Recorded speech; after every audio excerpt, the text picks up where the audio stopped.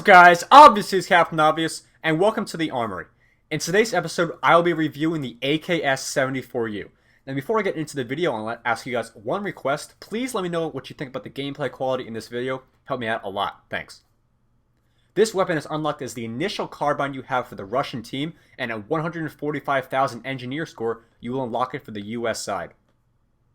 To begin with, let's go over the statistics for the AKS-74U.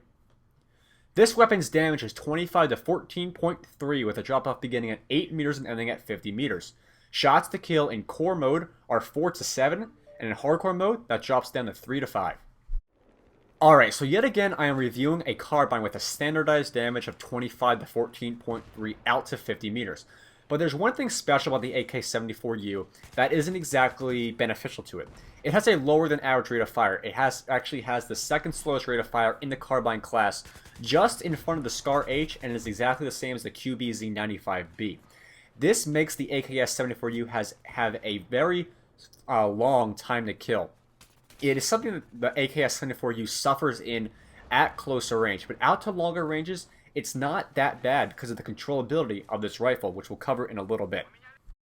The rate of fire is on the slower side at 650 rounds per minute. Muzzle velocity is 440 meters per second. Maximum range is 660 meters. You can fire this weapon on fully automatic and semi-auto mode, and its suppressive effect is 7.0%. Now, a lower rate of fire is what makes a weapon suffer more at closer range. But for the AKS-74U, that really doesn't have to be the case. I found that with the AKS, the rate of fire of 650 rounds per minute does not exactly limit in close range. A lot of weapons in this game have a rate of fire around 650 rounds per minute. 700, 750, 600. A lot of the weapons, even in the carbine class, assault rifle class, and things like that, have a relative rate of fire to the AKS-74U, not making it suffer too much in closer range.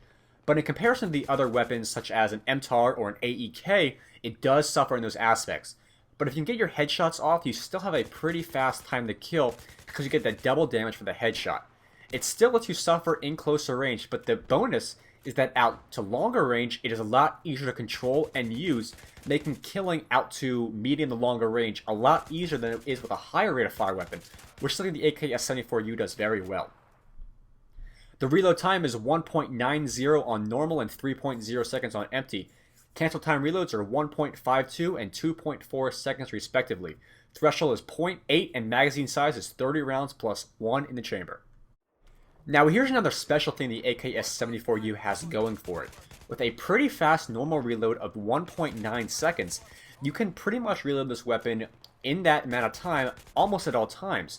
Because of the lower rate of fire and the fact that you will probably get between 2 or 3 kills per magazine if you hit all your shots, and you conserve your ammo, you'll probably only be having that 1.9 second reload most of the time, which is very, very nice. Meaning you really don't have to worry about the empty reload time, but it's still there just in case, but do not expend your magazine because you'll have a pretty long reload time. This weapon has some of the most favorable recoil patterns in the entire carbine class. First shot recoil is 1.5, center speed is 18.0, recoil up is 0.28, left pull is 0.2, and right pull is 0.3. The spread values, both aim down sight and hip fire, are standardized for the carbine class, except for in a few cases, such as with the M4 and the bullpup weapons. So, don't really worry about the spread values because they'll pretty much be the same as all the other carbines. The vertical recoil is a little bit on the high side for the carbine class. It's not the highest and it's not the lowest. It's just right in the middle, sort of average. But the one thing I really want to point out about the AKS-74U is that first shot recoil. With the first shot recoil of 1.5 is the second lowest first shot recoil next to the CAR-H. The AKS-74U is an amazing burst fire weapon. If you pull the trigger and fire about 2 to 3 bullets at once, you will experience little to no recoil at all, which is a great bonus over the rest of the weapons. I'll cover this more in depth later in the video, but I just want to let you guys know about that right now. Let's go over my recommended attachments for the AKS-74U. The heavy barrel unlocked at 90 kills will increase vertical recoil to 0.3, increase your drop-off distance to 75 meters, increase muzzle velocity to 590 meters per second. It will increase hipfire spread but decrease ADS spread, increasing accuracy therefore. Alright, so the heavy barrel is the one attachment I highly recommend for the AKS-74U over anything else. Now the reason for that is because the heavy barrel does not affect that first shot recoil in any way.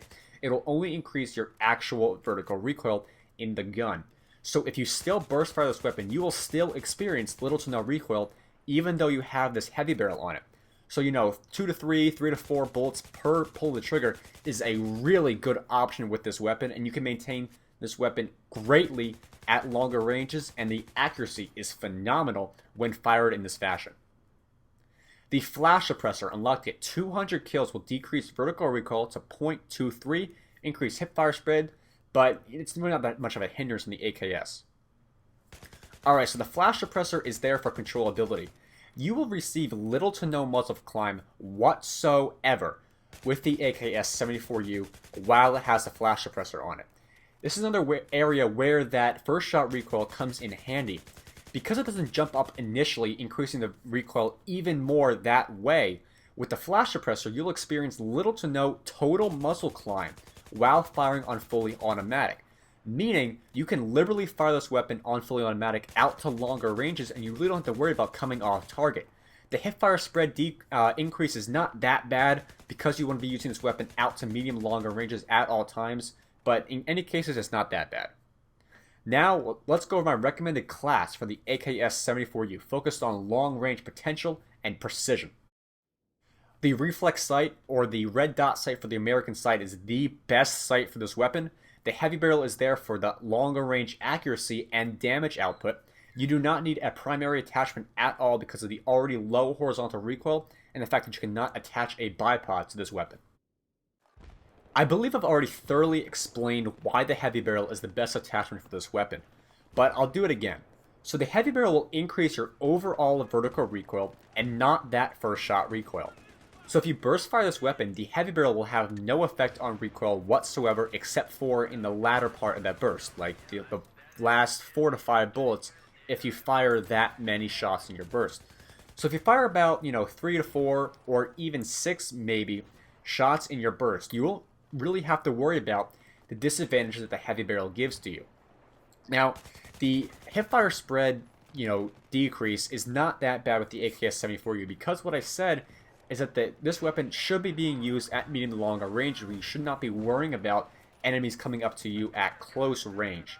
It's not that bad of a decrease as it is, compared to other weapons in the class, but still, it's a significant decrease over your initial hipfire accuracy, making the AKS-74U a little weaker in closer range, but by default, it's pretty weak in closer range because of that lower rate of fire. So it's not that much of a hindrance, and because of this initial first shot recoil that is really low for the carbine class, you can exploit the heavy barrel's accuracy increase phenomenally, making this weapon an amazing medium to long range weapon because of this controllability and the fact that the burst firing makes this weapon just an amazing weapon. So now because of this need for precision and accuracy, you need a sight that can complement that. And the reflex sight is the best option for this weapon because of two things. One, that clear indication of where your shot is going to go is the best thing you can have for a sight. You can't have a weapon optic that is going to, point you in the wrong direction when you're trying to fire at an enemy. So with that clear indication where the bullet's going to go, just makes this weapon a lot better at longer ranges.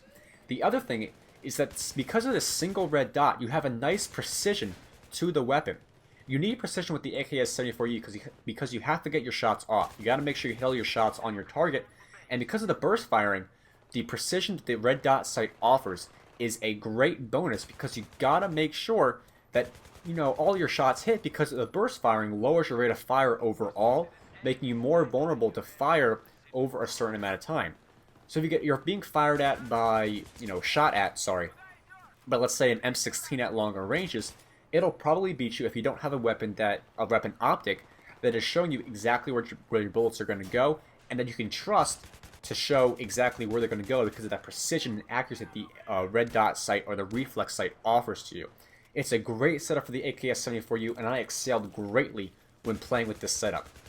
I don't think I've ever had more fun playing with a setup that I've recommended than this one. It was a great, effective way to play with the AKS-74U, and I really recommend you guys doing it.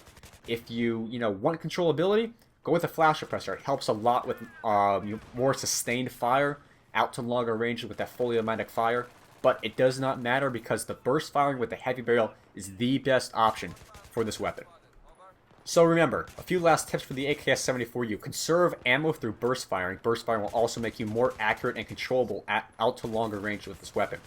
Precision with that red dot sight is also very important, and make sure you always have your magazine topped off in closer range, if need be, because of that lower rate of fire. And that is it for today's episode of the Armory. I really hope you guys enjoyed this video and you learned something new and useful. Next episode, I'll be reviewing the SG553.